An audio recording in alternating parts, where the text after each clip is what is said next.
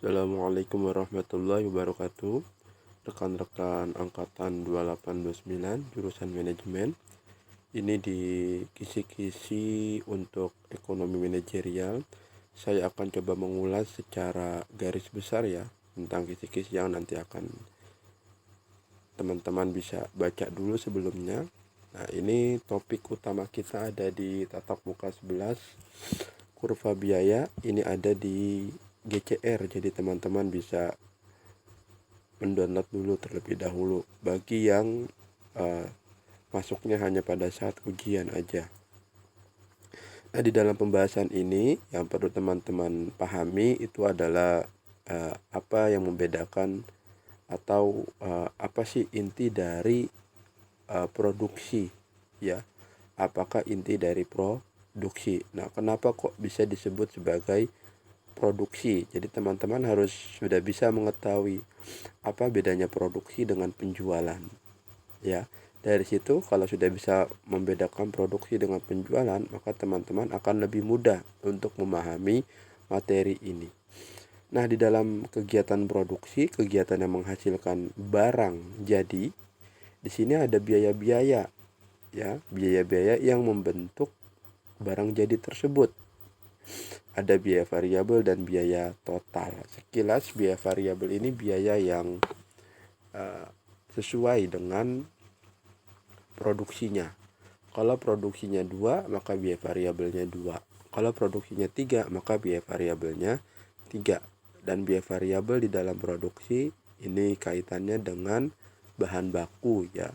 Bahan baku itu bisa digolongkan sebagai biaya variabel. Semakin yang diproduksinya banyak, maka biaya bahan bakunya juga banyak. Lain hal dengan biaya tetap ya. Kalau biaya tetap itu biaya yang tidak dipengaruhi oleh produksi. Jadi yang dijumlahkannya itu besarannya sama. Nah, itu kira-kira apa biaya tetap yang tidak dipengaruhi oleh jumlah produksi. Biaya variabel ditambah dengan biaya tetap itu disebut sebagai total biaya, atau kalau di sini total cost ya. Total cost itu rinciannya fixed cost ditambah variable cost. Kalau dalam kurva seperti ini, kalau yang namanya variable cost, maka kurvanya ini adalah kurva yang secara horizontal, mendatar ya. Sedangkan kalau total variable cost ya, ini kurvanya adalah kurva yang naiknya itu sebesar dengan jumlah kuantitasnya. Q di sini adalah kuantitas.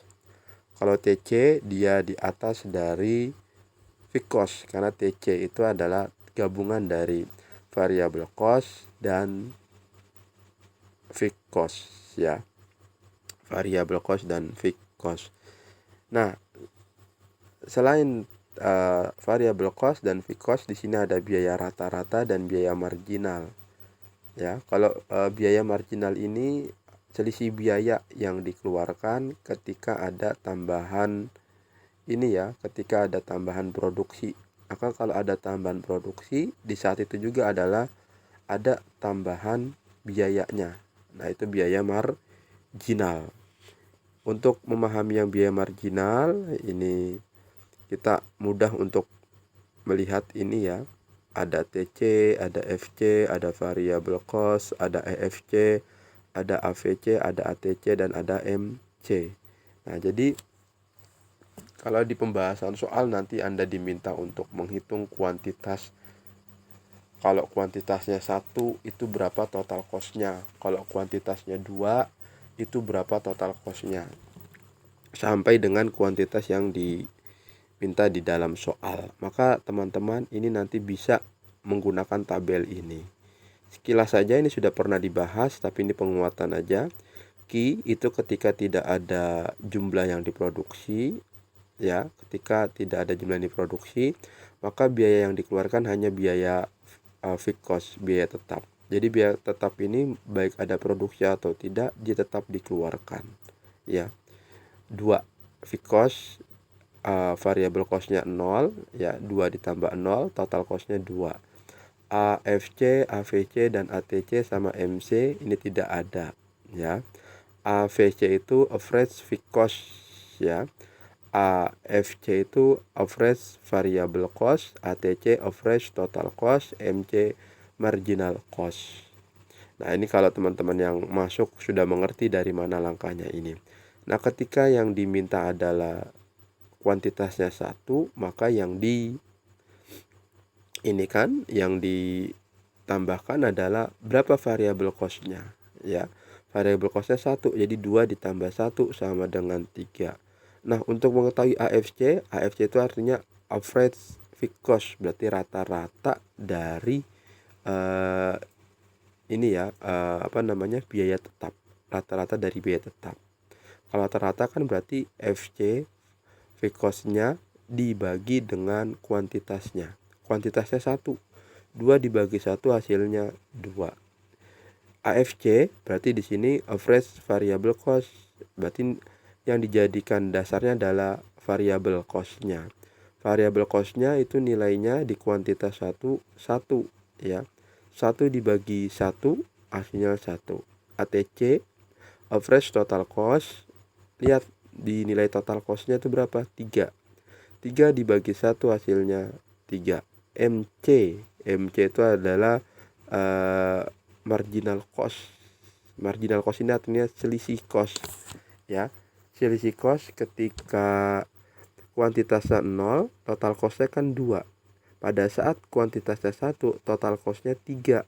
Nah, selisih 2 ke 3 tuh berapa? 1. Ya, jadi marginal cost-nya 1.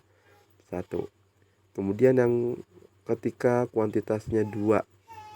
Kalau ketika kuantitasnya 2 berarti 2 ditambah 1,80. Maka total cost-nya 3,80. AFC-nya gimana? Ya sama tadi ya. F-nya itu 2. 2 dibagi 2 itu hasilnya 1. AVC, lihat variable cost-nya 1,80 dibagi 2 0,90. ATC 3,80 dibagi 2 ya hasilnya 1,90. MC-nya selisih 3 dengan 3,80, 0,80.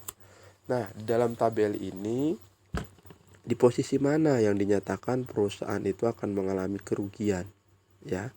Di posisi mana perusahaan akan mengalami kerugian. Berarti teman-teman nanti bisa membaca yang ada di pembahasan atas ini ya, di kategori-kategori biayanya. Di sini disertakan kondisi-kondisi yang menyebabkan bisa disebut sebagai rugi, bisa disebut sebagai untung.